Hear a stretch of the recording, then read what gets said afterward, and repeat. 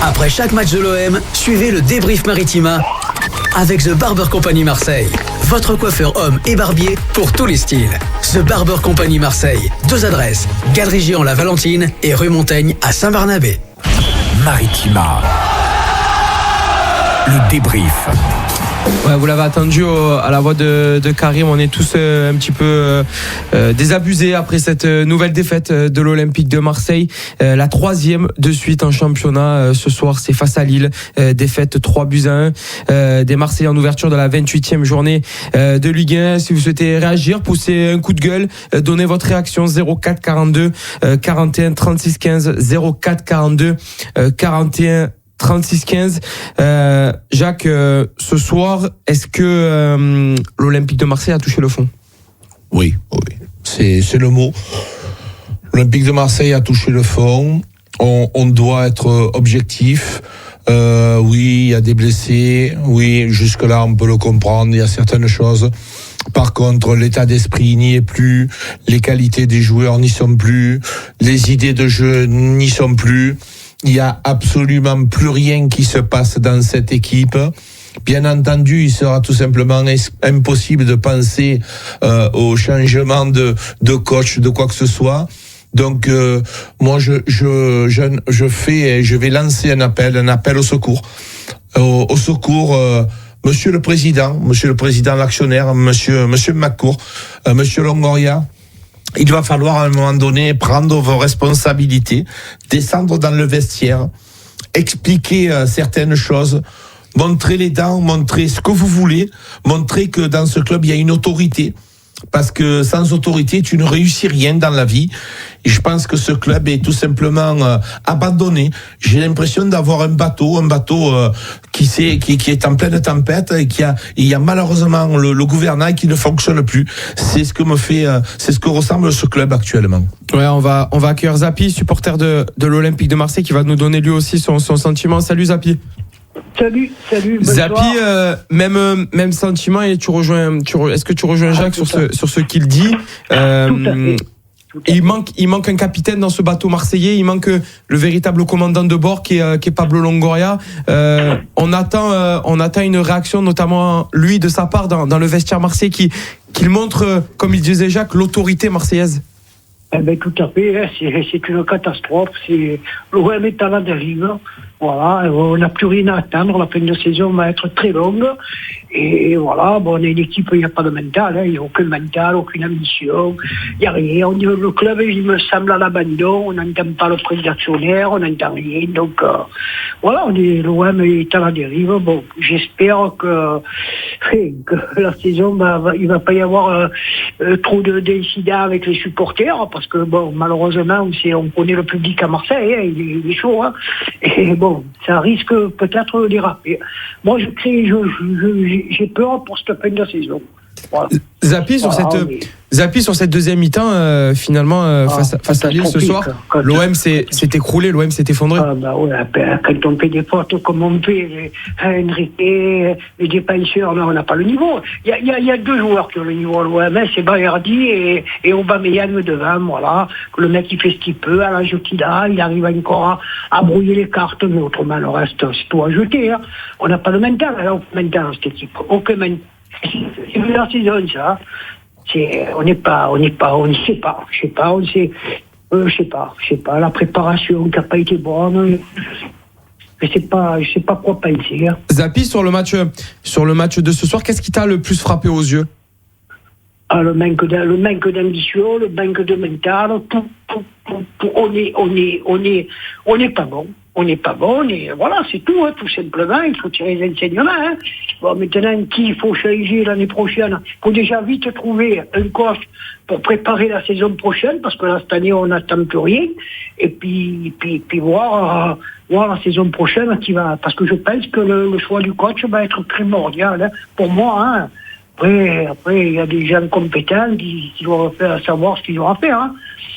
Mais bon, moi je suis pas optimiste. Là, l'Europa League et tout, là, qu'on va faire, on voit pas comment on va faire pour alors justement, Zapi, dernière petite question pour toi. Comment tu la sens cette fin de saison.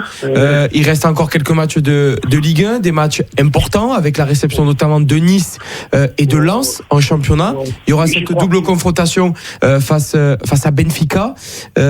Comment tu la sens? À quelle place tu vois terminer l'OM?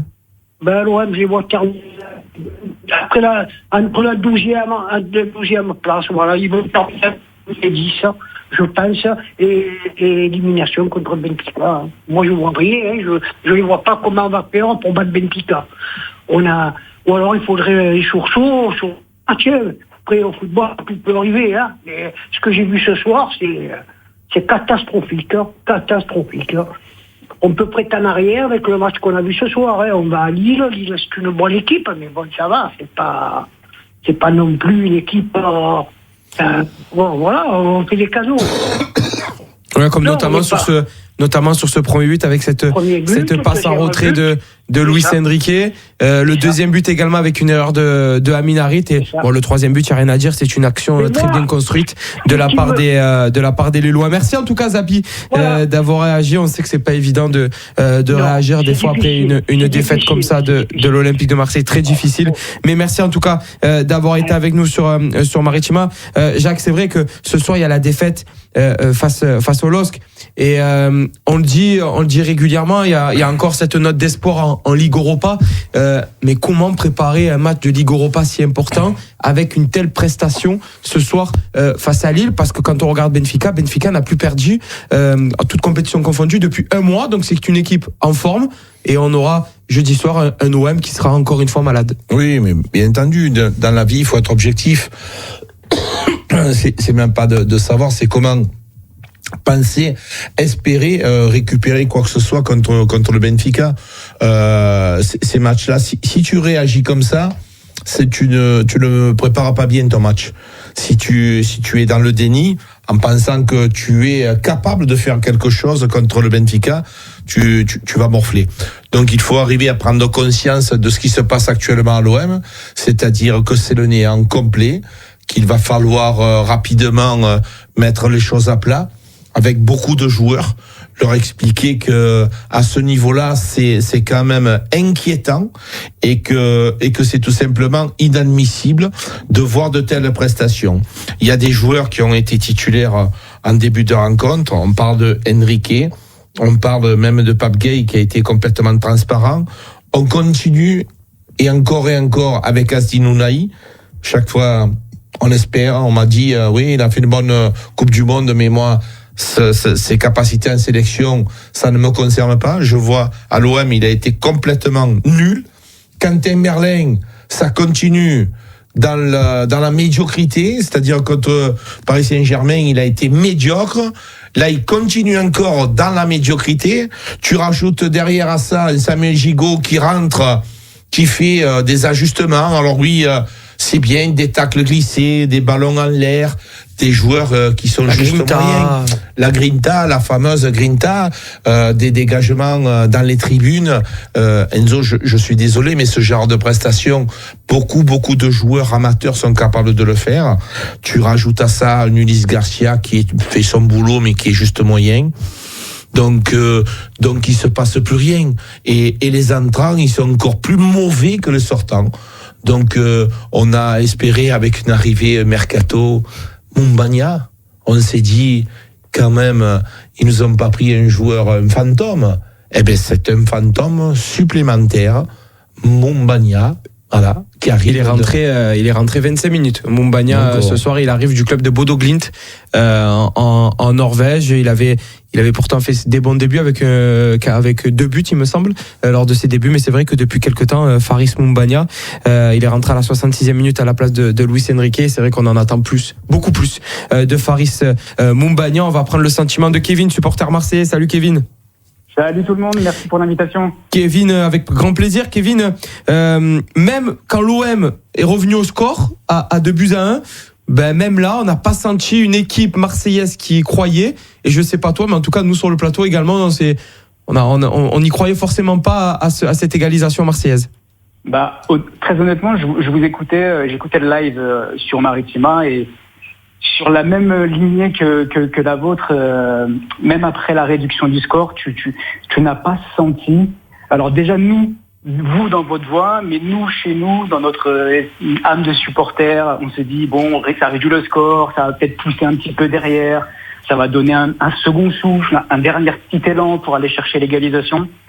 Et puis finalement, le but qui est pris, en plus, qui est encaissé, les espaces dans la défense, certes, l'action lilloise est très très bien construite, très très bien amenée, mais tout de suite dans la foulée, tu reprends un troisième but, ça te douche les derniers petits espoirs, si tant est qu'ils aient existé en cette fin de rencontre. Mais moi, je vous pose une question, très honnêtement. Êtes-vous surpris ce soir? Attendiez-vous réellement quelque chose de ce Lille-Marseille? Je vous écoutais en plus. C'est pour ça que je vous pose la question volontairement. Je vous écoutais et Jacques, notamment, Karim, ne serait-ce qu'un point, déjà, ça aurait été presque salvateur de finir la soirée avec un point.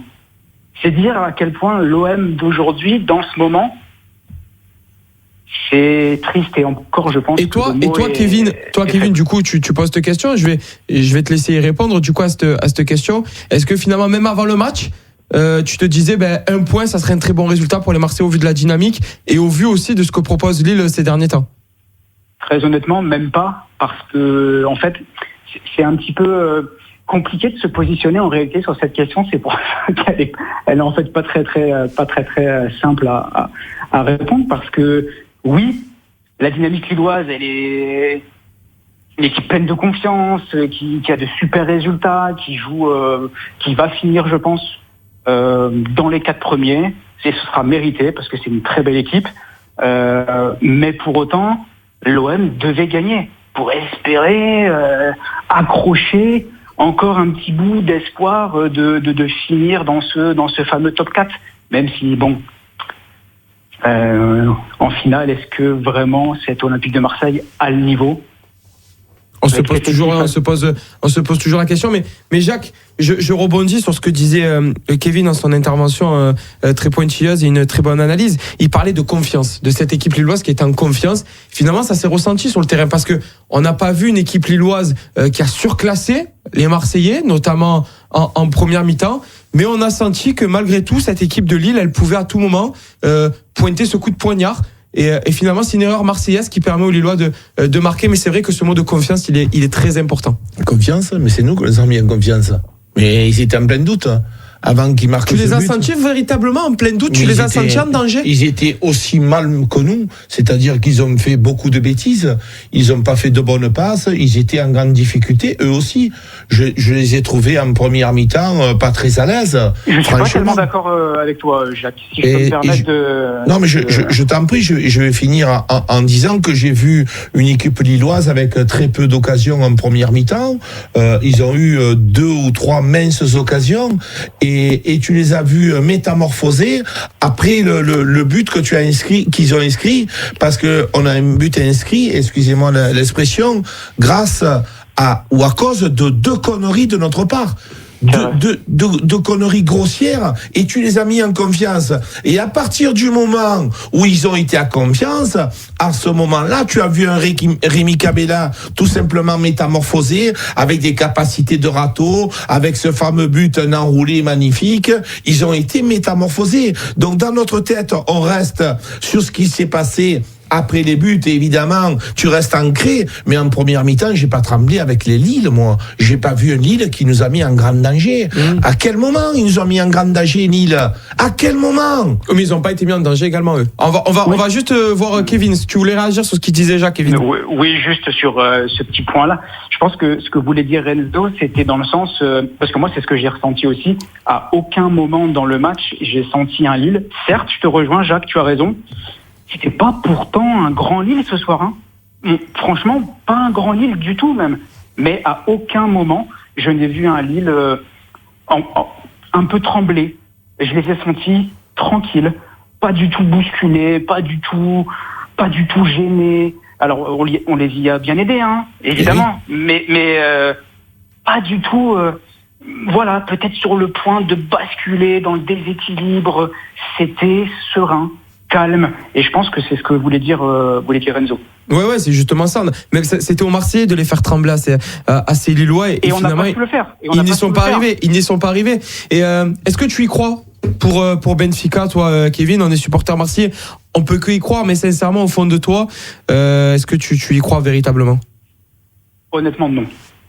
Pourquoi ? Parce que, après, ce n'est que mon avis, ça n'engage que moi, mais j'ai l'impression qu'on a eu, avec l'arrivée de Jean-Louis Gasset, une sorte de petite parenthèse enchantée, propre à la nouveauté d'un homme qui prend ses fonctions, qui fait un petit peu de bien sur le moment, mais c'est toujours un petit peu compliqué de se dire est-ce que cet effet positif au moment de son arrivée va se prolonger suffisamment longtemps pour qu'on en voit des effets jusqu'à la fin de la saison. Et j'ai l'impression que la parenthèse enchantée, elle a duré le temps de 5 victoires consécutives, très appréciable, très agréable. Mais là, c'est retombé. On revoit l'OM. Est-ce que ce soir, vous avez vu un OM différent de l'OM qu'on a vu très souvent sous Gennaro Gattuso ? Non, c'était quasiment le même, que ça soit dans l'animation offensive, que ça soit dans l'animation défensive, que ça soit même dans les joueurs que techniquement il y a eu énormément de déchets techniques. Donc c'est vrai que ce soir l'Olympique de Marseille, on a un petit peu retrouvé l'OM d'il y a quelques mois. Et comme le disait Karim, c'est un peu le match face à Brest, c'est un peu le même sentiment après cette rencontre. En tout cas, merci Kevin d'avoir été avec nous sur Maritima et d'être intervenu dans les débriefs après ce Lille-OM. Pour rester sur ce que disait Kevin sur cette fameuse dynamique enchantée qu'il a pu avoir pendant l'arrivée de Jean-Louis Gasset après les victoires face au Shakhtar, face à Montpellier, face à Clermont, Villarreal, Nantes. Mais là, les équipes que j'énumère en Ligue 1 notamment, Nantes, Clermont, Montpellier, ce sont des équipes du bas de classement. L'OM, quand l'OM a joué Rennes, défaite 2-0. Quand l'OM a joué Paris, défaite 2-0. Et quand l'OM a joué Lille, défaite 3-1. Finalement, l'OM est à sa place 7e et encore. Oui, mais c'est exactement ça. L'OM est à sa place.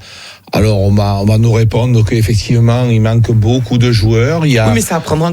mais c'est les joueurs qui sont sur le terrain, qui ont été recrutés notamment. Exactement. Nous, on est des observateurs, on est des suiveurs d'Olympique de Marseille. Je te dis ce que le président va te répondre en disant on a beaucoup de blessés. Mais monsieur le président, il ne faut pas se cacher derrière ça. On ne peut pas se cacher quand vous avez reçu de l'argent de la Champions League, j'ai été le premier à dire attention, danger, parce que la Champions League, on va y laisser beaucoup d'énergie. Monsieur le président a eu la bonne idée d'essayer de faire venir un de ses copains en tant qu'entraîneur. Ça s'est très très mal passé. Il s'en est suivi une préparation ratée. Il en est suivi un Gattuso qui arrive, qui veut remettre les bouchées doubles, voire les bouchées triples, et qui fait une préparation et qui blesse énormément de joueurs. Il s'en est suivi des joueurs très moyens au niveau quantitatif, mais aussi au niveau de la qualité. Des joueurs qui ont une baisse de forme tout simplement impressionnante. Quand je vois des joueurs que l'on a cités comme Azdin Ounahi, comme Amin Harit, c'est quand même impressionnant. Geoffrey Kondogbia, de les voir aussi pauvres. Qu'est-ce que c'est ce milieu de terrain ? Il manque de tout. Aucune créativité. Iliman Ndiaye nous a fait venir ce joueur, nous a dit c'est un joueur talentueux, mais c'est un joueur qui ne sait pas faire un contrôle. C'est un joueur qui sait que dribbler tête basse. À quel moment on a des joueurs qui savent tirer un coup de pied arrêté, un bon corner, un bon coup franc? Il n'y a absolument rien dans cette équipe. Ouais, et juste avant d'accueillir notre prochaine supportrice ça sera une supportrice par téléphone, il y a la réaction de Jordan Verretou qui est très intéressante et il nous dit contrairement à la semaine dernière, aujourd'hui on a été mauvais, il ne faut pas se cacher, il faut arrêter de se donner des excuses. On a un effectif qui est construit au début de saison, on ne peut pas se cacher derrière les blessés. Si les joueurs sont ici, c'est ils ont capacité de jouer pour l'Olympique de Marseille. Il faut vite cravacher, charbonner, retourner au travail le plus important possible, le plus rapidement possible, parce que ce n'est pas digne de l'OM. On doit mouiller le maillot et respecter nos supporters. Réaction avec toi Astrid, salut à toi Astrid, supportrice de l'Olympique de Marseille. Oui, bonsoir Jaco, bonsoir Enzo. Réaction à ce que vient de dire Jordan Verretou à nos confrères et diffuseurs Prime Video? En fait, c'est fatigant parce que c'est toujours les mêmes phrases. Ça fait des semaines qu'on nous rabâche les mêmes choses. Qu'il faut se mettre au travail, qu'il faut mouiller le maillot, qu'il faut respecter les supporters. Mais moi, je vois aucun respect de la part de ces joueurs-là. J'ai 34 ans, je suis l'OM depuis l'âge de 10 ans. Et des saisons catastrophiques comme ça, on en a connu, mais là, ça faisait longtemps, je pense, depuis l'époque de Michel, On n'a pas connu des saisons aussi catastrophiques. Moi, le constat que je fais, c'est que déjà, on n'a pas de leader dans cette équipe. L'année dernière, même sous Sampaoli, sous Rudi Garcia, on avait quand même des leaders techniques.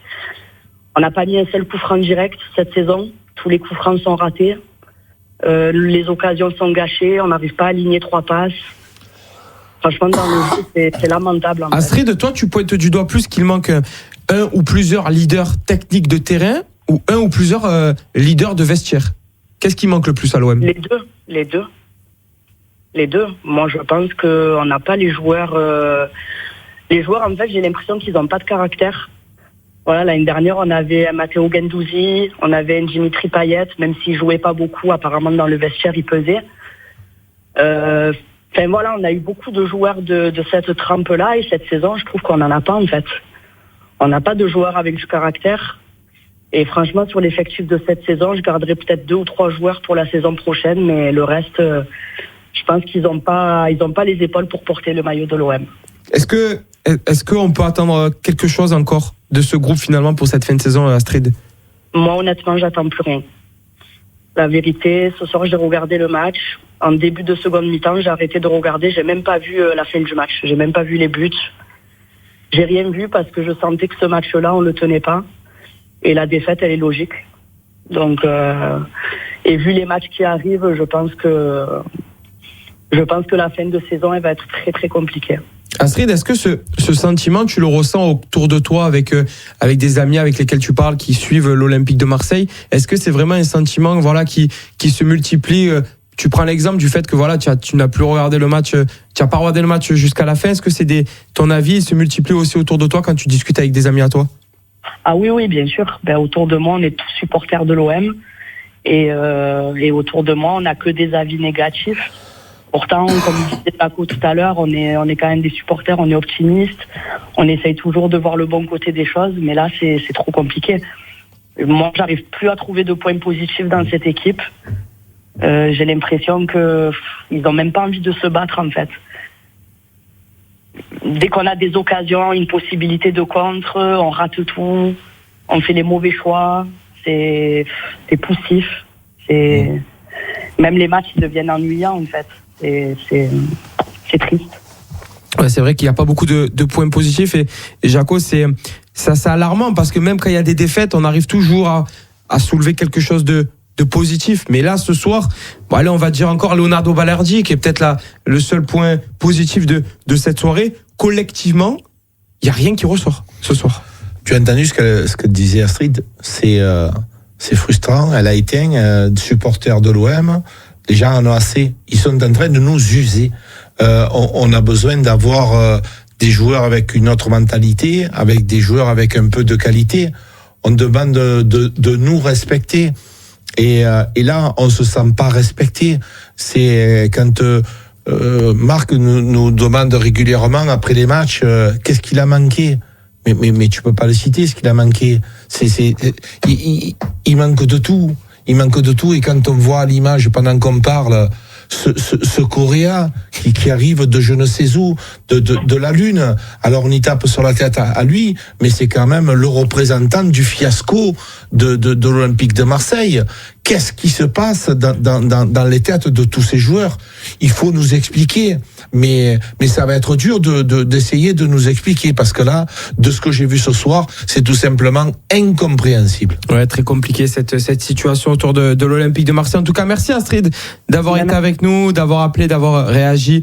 Même si c'est compliqué, on le sait tous, c'est pour les supporters marseillais après cette nouvelle défaite, 3-1 des Marseillais. Si on fait un petit point très rapide au niveau du classement, l'OM donc est toujours 7e avec 39 points, mais sous la menace de Rennes qui a également 39 points et de Reims qui a également 39 points. Donc l'OM pourrait retrouver 6 catastrophes à la fin de cette journée, à la fin de ce week-end, 9e. Donc ça commencerait à être très compliqué pour l'Olympique de Marseille. Jacques, ce qu'on peut souligner aussi ce soir, même s'il y a ce but, ce CSC de Ismaili après Rennes, après Paris.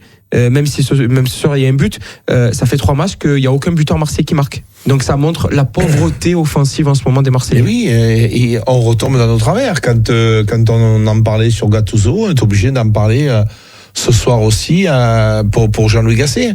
Et encore une fois, pour pouvoir avoir des occasions, parce que quand on dit marquer des buts, il faut aussi avoir des occasions. Et le peu d'occasions que l'on a eu, normalement, les occasions, on le dit régulièrement, sur un terrain de football, il est divisé en 3. C'est une zone défensive, une zone de construction et une zone de finition. Dans la zone de construction, tu construis ton attaque ou ta contre-attaque. Mais là, absolument, tu ne construis absolument rien. Il y a une accumulation de mauvaises passes, de mauvais choix, de mauvaises idées. Et donc, tu ne peux pas marquer des buts comme ça. C'est pas possible. Et c'est vrai que c'est un but gag. En plus, c'est qui arrive, c'est ce qu'on disait depuis le début de ce débrief du bar du supporter. On va accueillir Jean, supporter marseillais. Salut Jean, bonsoir à toi. Salut, bonsoir. Jean, pour rester sur cette pauvreté offensive, on voit qu'un Pierre-Emerick Aubameyang, il est beaucoup trop esselé devant à la pointe de l'attaque marseillaise. Complètement, et il est esselé, il n'a pas du tout été aidé, parce que tout le monde l'a souligné, on a eu quelques sorties de balles où on était en surnombre et où on aurait pu faire quelque chose de très bien. Et d'ailleurs, Gasset vient de le souligner là dans son commentaire, dans son analyse d'après-match, où il a dit mais on a peur de quoi ? On a peur de quoi ? Et Aubameyang, il va envoyer en cul si ça continue. Parce que là autour c'est indigne, au niveau technique c'est indigne quoi. D'une équipe qui a des ambitions. Si tu veux faire le milieu de tableau ou quoi, et que tu dis on a gagné, bravo, on a perdu, tant pis, on fera mieux. Mais là, on peut pas être ambitieux. Aubameyang, il est Juste pour te couper, Jean, j'ai la réaction de Jean-Louis Gasset à l'instant chez nos confrères de Prime Video, et le constat, il est bon finalement, le constat de Jean-Louis Gasset, mais il est très dur avec ses joueurs. Le sentiment qui m'anime, point d'interrogation, la colère. On avait l'opportunité, malgré une saison en dents de scie, de pouvoir espérer en ayant 6 matchs de championnat ensuite, et on a donné le match, on a fait que des cadeaux, on a manqué de buts, on a été nuls. Ouais, je l'ai écouté moi aussi tout à l'heure. Ouais. C'est le véritable constat que fait Jean-Louis Gasset. Quand il dit la colère, toi aussi, c'est vraiment la colère, c'est cet adjectif qui te vient en premier après cette défaite marseillaise, autre que la frustration? Non, honnêtement, c'est même pas de la colère, parce que moi, je n'attendais plus trop grand chose de cette équipe, parce que quand tu reproduis match après match toujours les mêmes lacunes, alors à un moment donné, tu peux dire oui, c'est la noble incertitude du sport, on peut faire quelque chose. Mais pour moi, on est à notre niveau là. Il n'y a pas à avoir de. Tu sais, je regarde beaucoup de matchs, beaucoup, j'en regarde. Mais il y a un paquet d'équipes. Bon, c'est vrai, elles sont au-dessus de nous au classement, mais quand tu regardes jouer, c'est au-dessus de nous. Oui, parce qu'il y a on n'arrive pas à identifier l'idée de jeu finalement de l'Olympique de Marseille. Même si cette saison c'est un peu compliqué, on le sait avec Jean-Louis Gasset qui vient d'arriver, mais il y a aucune idée de jeu, aucun fond de jeu proposé par les Marseillais. Il reste que l'Europa League maintenant pour les Marseillais finalement, même s'il y a des matchs encore en championnat, il y a des places européennes à aller chercher. Europa League, Ligue Europa Conférence, on l'espère. La Ligue des Champions, même si là ça commence vraiment à s'éloigner avec 10 points de retard pour les Marseillais. En Europa League, est-ce que tu y crois, toi Jean, de ton côté? On a vu que tout à l'heure certains supporters étaient pessimistes. Est-ce que toi tu es optimiste? Alors, écoute-moi, ce que je vais te dire, c'est que j'ai entendu beaucoup de discours au tirage expliquer mais moi je sais pas si on peut dire qu'on est favori face à eux.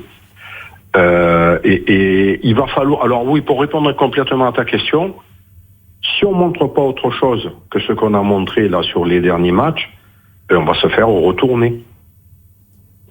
Oui, c'est possible, mais il va falloir y mettre autre chose que ça. Hein. Oui, et l'objectif, ça sera également à la fin de ce match aller, de se dire, il y a une possibilité de se qualifier pour le match retour. Ne pas finir un match face à Benfica où malheureusement il y aurait une défaite 3 ou 4-0 et là, véritablement, les espoirs seraient éteints.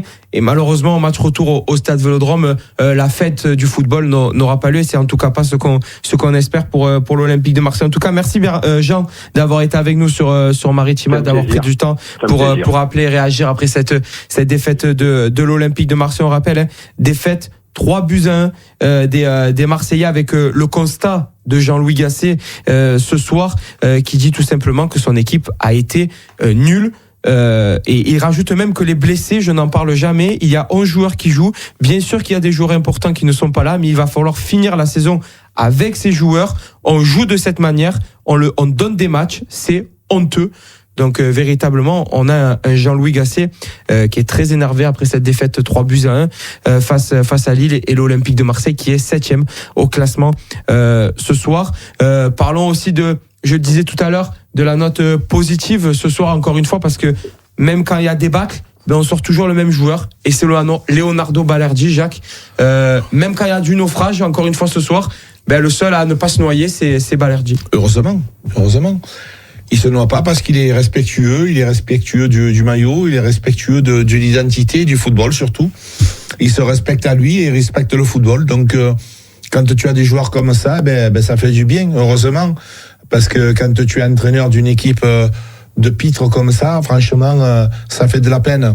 Et quand on dit Jean-Louis Gasset, il a dit uniquement des vérités.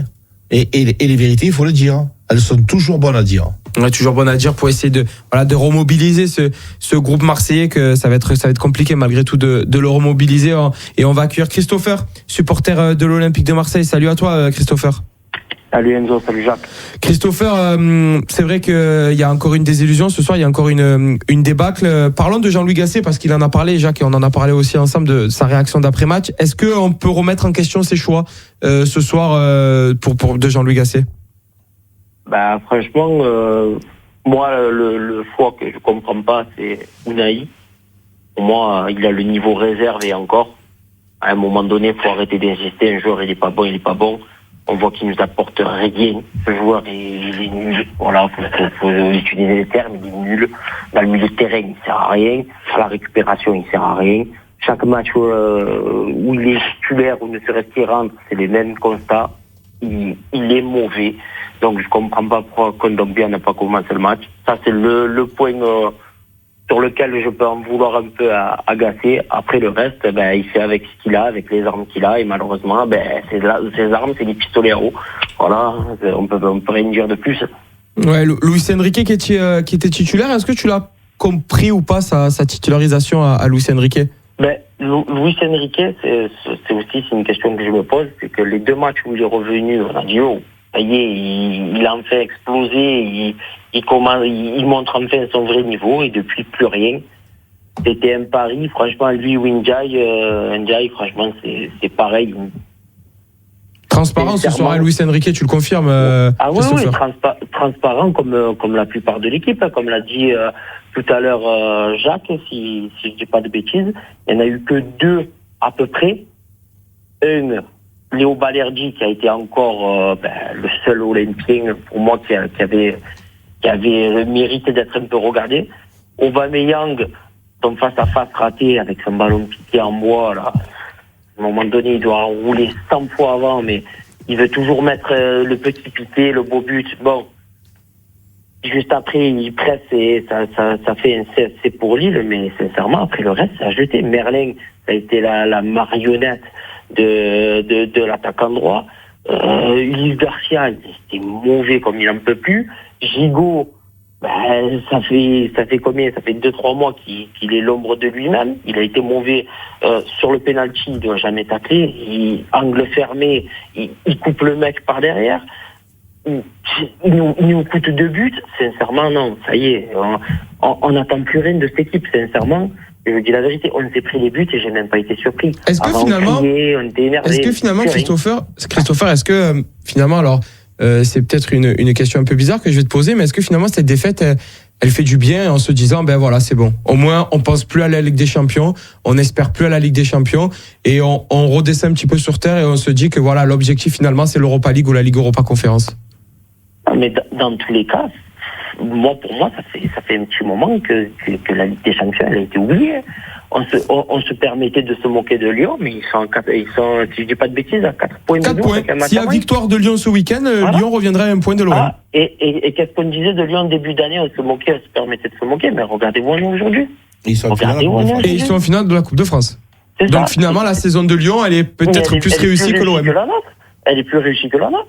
Regardez Lille ce soir, comme ils ont joué. Ils nous ont maîtrisés de bout en bout. Moi, franchement, j'aimerais que l'OM joue comme le Lille de ce soir. Des frappes de loin, certes à côté, mais dangereuses. Tous les coups de pied arrêtés, en tout cas une grande majorité, mais c'était dangereux. Nous, on ne sait pas tirer une coup franc, on ne sait pas tirer une corner, on ne sait pas faire une passe de l'avant. On est au 20 mètres, on tremble, le ballon revient à Lopez ou à Balerdi. À un moment donné, c'est tous les matchs, c'est pareil. Je comprends pas. C'est Balerdi qui doit remonter dans ses 35 mètres, récupérer le ballon, passer dans les 30 mètres adverses pour délivrer des passes. À un moment donné, où on va? On n'a aucun joueur qui a le cran, qui a les épaules pour prendre la décision de frapper dans les 20 mètres. Oh, c'est leur métier. À un moment donné, il faut arrêter les conneries. On joue que de l'arrière.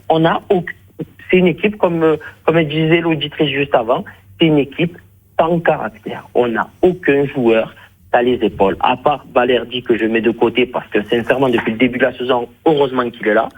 Et c'est un petit peu ce qu'on disait tout à l'heure également. Il manque vraiment ce joueur créatif qui amène de la créativité, qui amène des bons ballons dans cette surface de réparation, qui est capable de casser des lignes adverses. Et malheureusement, ce joueur, l'Olympique de Marseille, ne l'a pas. Et même quand on regarde les joueurs blessés, dans les joueurs blessés, il n'y a pas de joueur capable de faire cela. Donc c'est ce qui manquerait peut-être aussi à l'Olympique de Marseille. Merci Christopher d'être intervenu sur Maritima après cette défaite de l'Olympique de Marseille 3-1. On le rappelle.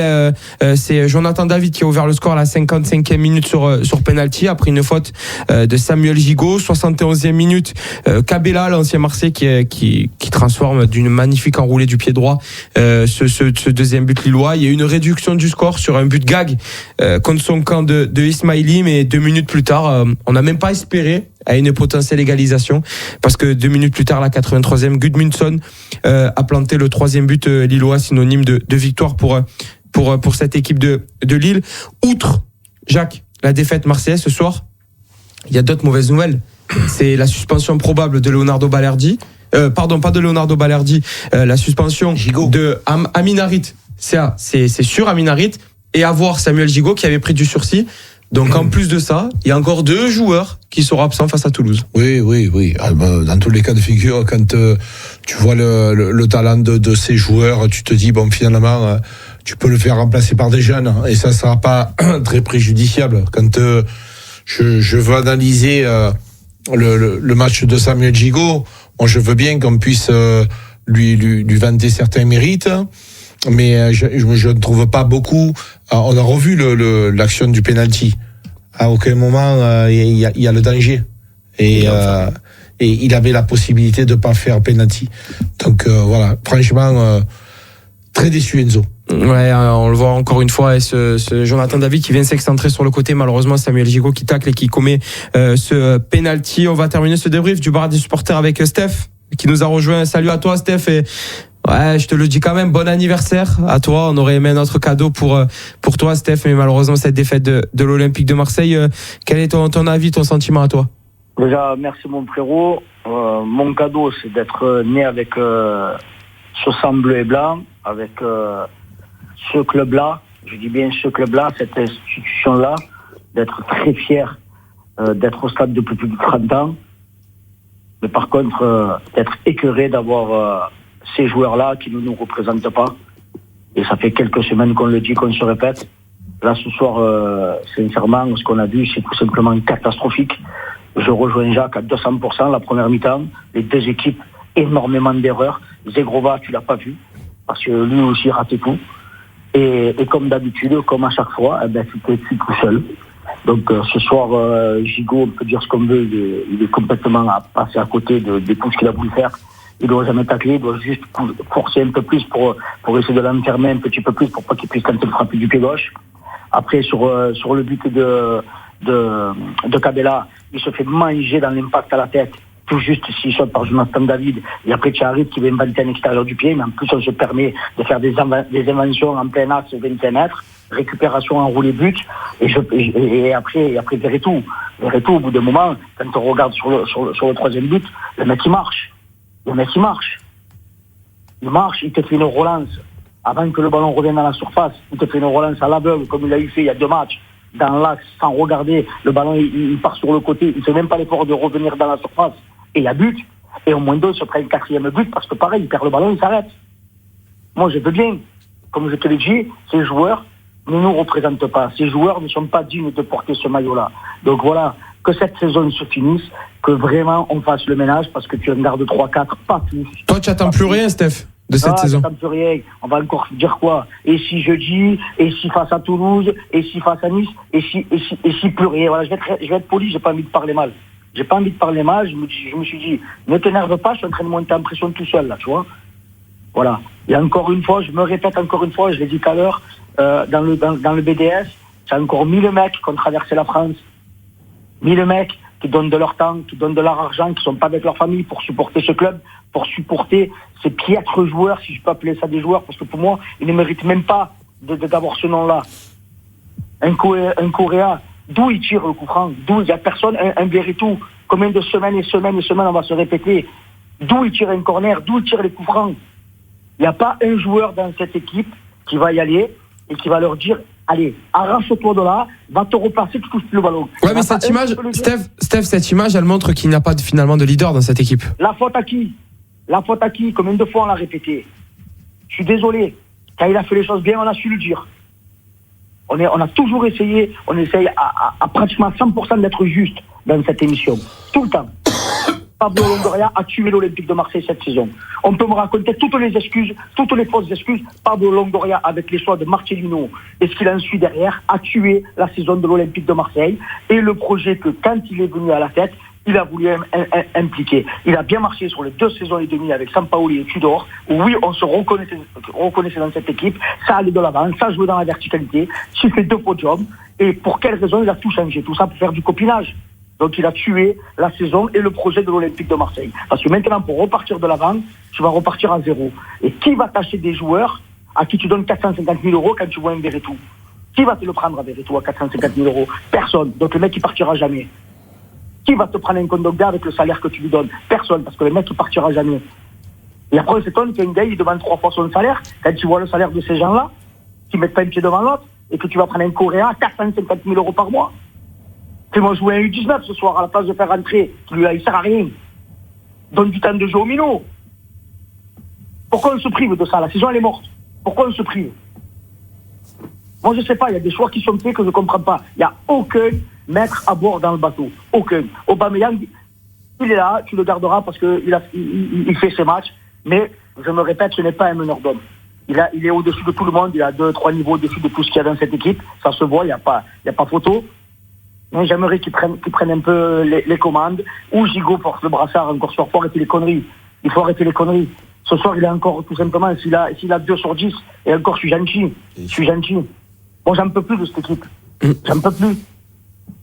C'est le constat que l'on fait depuis le début, finalement, de ce débrief du bar des supporters. En tout cas, merci, Steph, d'avoir pris un peu de temps pour voilà, on rappelle, un bon anniversaire à toi.